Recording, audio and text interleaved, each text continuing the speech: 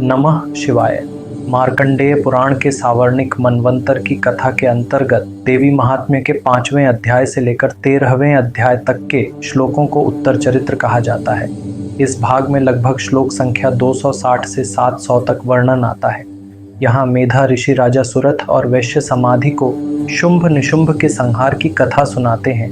12वें अध्याय में स्वयं देवी प्रकट होकर इन तीनों चरित्रों प्रथम, मध्य और उत्तर के पाठ का महात्म्य बताती हैं। 13वें अध्याय में देवी राजा सुरथ और समाधि वैश्य को उनकी इच्छानुसार वरदान प्रदान करती हैं। पंचम अध्याय का नाम है देवी दूत संवाद। इस अध्याय के विनियोग में ऋषि रुद्र, देवता महासरस्वती, छंद अनुष्टुप, शक्ति भीमा, बीज ब्राह्मणी, तत्व सूर्य और स्वरूप सामवेद माने गए हैं। उत्तर चरित्र के पाठ में इन विनियोगों का प्रयोग महासरस्वती की प्रसन्नता के लिए किया जाता है। इस अध्याय का पाठ करते समय देवी का ध्यान इस प्रकार करना चाहिए।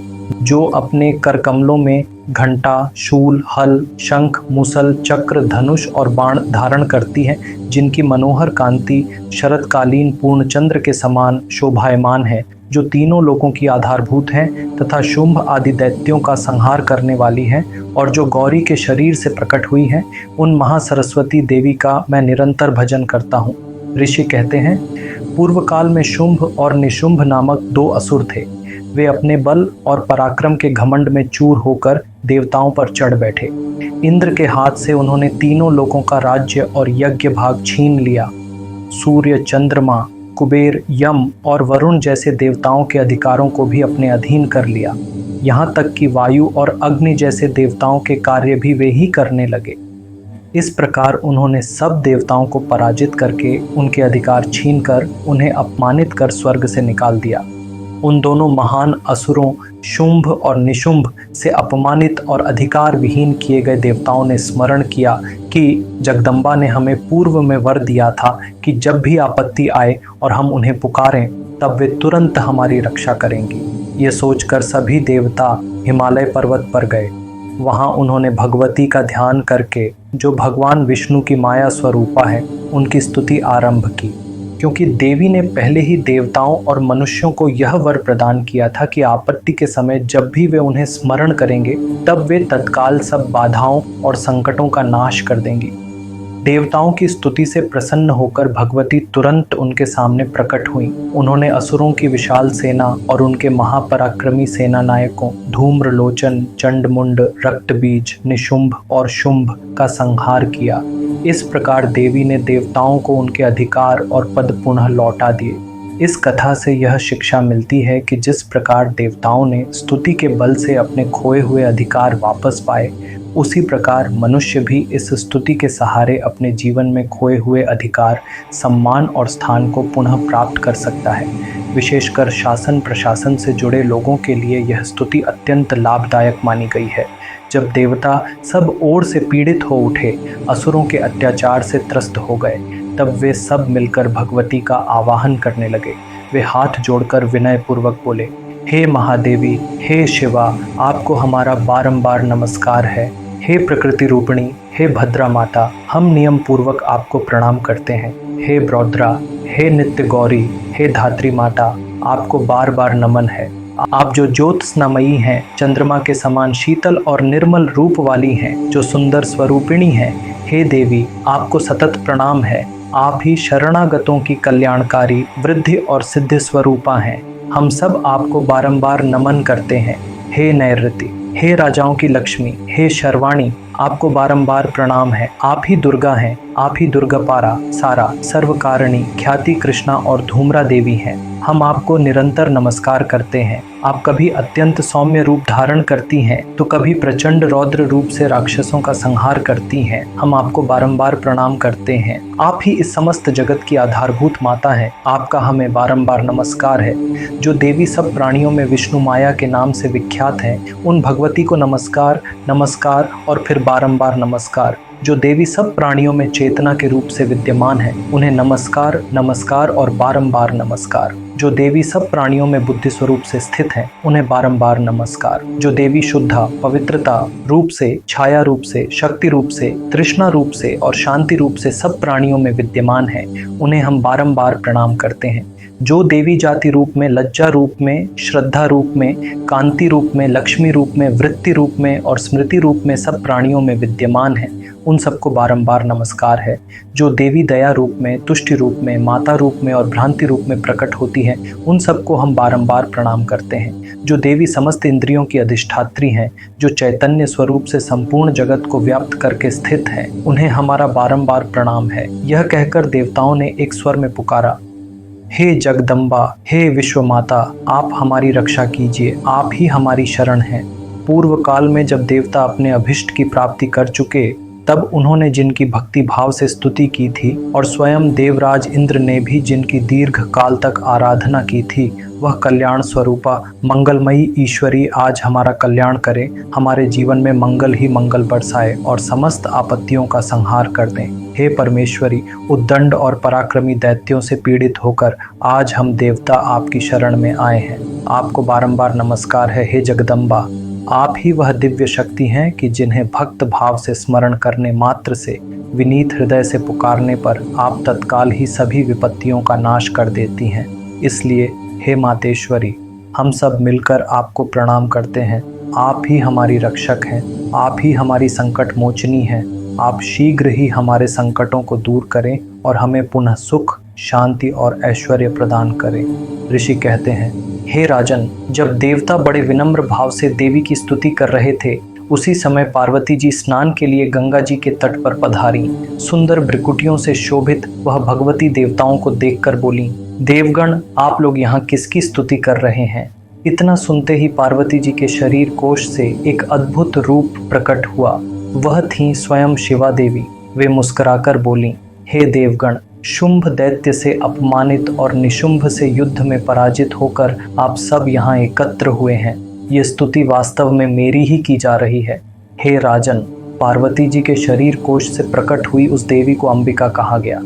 चूंकि उनका प्रादुर्भाव पार्वती जी के कौशिक शरीर से हुआ था, इस कारण वे तीनों लोकों में कौशिकी नाम से विख्यात हुई। और जब कौशिकी प्रकट हुई, तब पार्वती जी का शेष शरीर काला हो गया। इस कारण वे हिमालय पर निवास करने वाली कालिका देवी के नाम से प्रसिद्ध हुईं। तदनंतर शुंभ और निशुंभ के दूत चंड और मुंड वहां हिमालय पर पहुंचे। उन्होंने देखा कि वहां एक अनुपम रूपवती देवी विराजमान है। उनकी अद्भुत शोभा से पूरा पर्वत प्रकाशमान हो रहा था। वे दोनों मंत्रमुग्ध हो उठे और तुरंत अपने स्वामी शुंभ के पास जाकर बोले, महाराज, हमने ऐसी अद्वितीय स्त्री कभी नहीं देखी। उनका रूप अनुपम है और उनकी दिव्य आभा से संपूर्ण हिमालय प्रकाशित हो रहा है। निस्संदेह स्त्रियों में वे परम रत्न हैं। उनके अंग प्रत्यंग अद्वितीय सौंदर्य से युक्त हैं और उनके अंगों की प्रभा से चारों दिशाएं आलोकित हो रही हैं। प्रभो, वे देवी इस समय हिमालय पर ही निवास कर रही हैं। यदि आप चाहें तो उन्हें अभी देख सकते हैं। निश्चय ही जैसे जैसे आपने तीनों लोकों के रत्नों को अपने अधिकार में कर लिया है, वैसे ही इस स्त्री रत्न को भी प्राप्त कर लेना चाहिए। फिर वे गर्व से कहने लगे, हे असुरेश्वर, तीनों लोकों के जितने भी अद्भुत रत्न हैं, वे सभी आज आपके महल में शोभा पा रहे हैं। हाथियों में रत्नभूत ऐरावत आपके पास है। पारिजात वृक्ष भी आपके उपवन को शोभा दे रहा है। उच्चैःश्रवा नामक अद्भुत घोड़ा आपके अस्तबल में है और हंसों से युक्त दिव्य विमान आपके आंगन में खड़ा है। यह अद्भुत विमान, जो पहले स्वयं ब्रह्मा जी के पास था, अब आपके अधिकार में है। महापद्म नामक निधि, जिसे पहले कुबेर संभालते थे, वह भी आपके खजाने में है। प्रभो, जब आप इतने रत्नों के स्वामी हैं, तो यह स्त्री रत्न भी आपको अवश्य प्राप्त करना चाहिए। चंडमुंड ने आगे कहा, महाराज, समुद्र ने भी आपको किंजलकीनी नाम की वह अद्भुत माला भेंट की है, जो केसरों से सुशोभित है और जिसके कमल कभी मुरझाते नहीं। वरुण का वह दिव्य छत्र, जो स्वर्ण की वर्षा करता है, वह भी आपके महल में शोभा पा रहा है। प्रजापति के अधिकार में जो श्रेष्ठ रत्न था, वह भी अब आपके पास है। मृत्यु की उत्क्रांतिदा नामक अद्भुत शक्ति तक आपने प्राप्त कर ली है। वरुण का पाश और समुद्र में मिलने वाले अनगिनत रत्न, ये सभी अब आपके भाई निशुंभ के अधिकार में हैं। अग्निदेव ने भी शुद्ध किए हुए 2 उत्तम वस्त्र आपकी सेवा में अर्पित किए हैं। हे दैत्यराज, इस प्रकार आपने तीनों लोकों के सभी रत्न एकत्र कर लिए हैं। अब जब स्त्रियों में यह परम रत्न स्वरूप कल्याणमयी देवी हिमालय पर विराजमान है, तो आप उन्हें भी क्यों न अपने अधिकार में ले लें। आर्षि कहते हैं, चंडमुंड के ऐसे वचन सुनकर शुंभ ने अपने महादैत्य मंत्री सुग्रीव को दूत बनाकर देवी के पास भेजा। उसने कहा, तुम मेरी आज्ञा से देवी के सामने यह बातें कहना और ऐसा उपाय करना जिससे वे प्रसन्न होकर शीघ्र ही हमारे महल में चली आए। आज्ञा पाकर दूत हिमालय के रमणीय प्रदेश में पहुंचा, जहां देवी साक्षात अपनी तेजस्विता से जगत को आलोकित कर रही थीं। वहां जाकर उसने मधुर वाणी में नम्रता से कहा, हे देवी, दैत्यराज शुंभ इस समय तीनों लोकों के स्वामी हैं। मैं उन्हीं का दूत बनकर आपके पास आया हूँ। उनकी आज्ञा का पालन देवता भी एक स्वर से करते हैं। उनके आदेश का उल्लंघन करने का साहस किसी में नहीं। वे संपूर्ण देवताओं को परास्त कर चुके हैं और आज तीनों लोक उनके अधीन हैं। सभी यज्ञों के भोग वे स्वयं भोगते हैं। त्रिलोकी के सभी श्रेष्ठ रत्न उनके अधिकार में हैं। ऐसे परमेश्वर शुंभ ने आपके लिए यह संदेश भेजा है। दैत्य दूत ने आगे कहा, हे सुंदरी, देवराज इंद्र का दिव्य वाहन ऐरावत, जो हाथियों में रत्न समान माना जाता है, वह भी मैंने छीन लिया है। क्षीर सागर के मंथन से जो अश्वरत्न उच्च श्रवा प्रकट हुआ था, उसे भी देवताओं ने मेरे चरणों में समर्पित कर दिया है। इनके अतिरिक्त देवताओं, गंधर्वों और नागों के पास जितने भी रत्न रूप पदार्थ थे, वे सब आज मेरे ही अधिकार में हैं। देवी, हम सब आपको संसार की स्त्रियों में परम रत्न मानते हैं, इसलिए आपका हमारे पास आना उचित है, क्योंकि रत्नों का उपभोग करने वाले केवल हम ही हैं। हे चंचल कटाक्षों से शोभायमान सुंदरी, आप चाहें तो मेरे पास या मेरे वीर और महापराक्रमी भाई निशुंभ के पास आ जाइए। आप रत्न स्वरूपा हैं और रत्नों का स्थान रत्नों के साथ ही शोभा पाता है। यदि आप मेरा वरण करेंगी तो आपको अतुलनीय ऐश्वर्य और अद्वितीय साम्राज्य की प्राप्ति होगी। अतः अपनी बुद्धि से विचार कर आप मेरी पत्नी बन जाइए। ऋषि कहते हैं, दूत के वचन सुनकर कल्याणमयी भगवती दुर्गा, जो समस्त जगत को धारण करती हैं, गंभीर भाव से मंद मंद मुस्कुराईं और मधुर वाणी में बोली, दूत, तुमने जो कहा वह सब सत्य है, उसमें तनिक भी असत्य नहीं है। शुंभ वास्तव में तीनों लोकों का स्वामी है और उसका भाई निशुंभ भी उसी के समान महापराक्रमी है। किंतु इस विषय में मैंने जो प्रतिज्ञा पहले से कर रखी है, उसे मैं कैसे असत्य कर दूं? अपनी अल्प बुद्धि से मैंने एक वचन दिया था, अब वही मेरा नियम है। सुनो, जो मुझे रणभूमि में परास्त करेगा, जो मेरे अभिमान को चूर्ण कर देगा और जो सामर्थ्य में मेरे तुल्य सिद्ध होगा, वही मेरा पति बनने का अधिकारी होगा। अतः यदि शुंभ अथवा महादैत्य निशुंभ सचमुच मुझे पत्नी रूप में चाहते हैं, तो वे स्वयं यहाँ आएं और युद्ध में मुझे जीतकर शीघ्र ही मेरा पाणी ग्रहण करें। इसमें विलंब करने की कोई आवश्यकता नहीं है।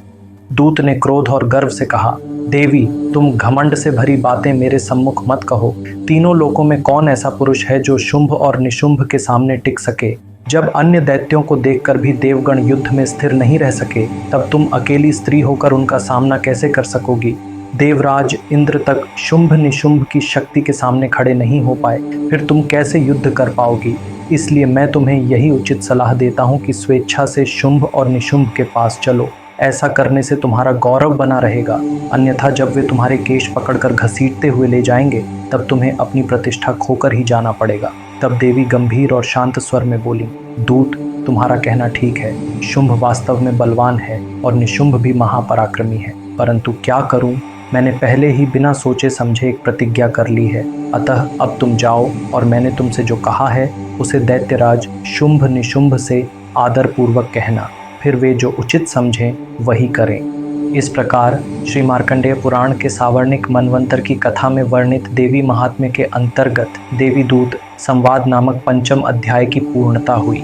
यह दुर्गा सप्तशती आपके लिए है। यदि आप अपने जीवन में स्थिरता, सुरक्षा और शक्ति चाहते हैं, आध्यात्मिक साधना में गहराई लाना चाहते हैं, देवी दुर्गा की कृपा से जीवन के हर क्षेत्र में विजय पाना चाहते हैं, तो इस चैनल को अभी सब्सक्राइब करें, बेल आइकॉन दबाएं और आरंभ करें एक ऐसी यात्रा जो आपकी चेतना को शक्ति, करुणा और ज्ञान से भर देगी। नमः शिवाय।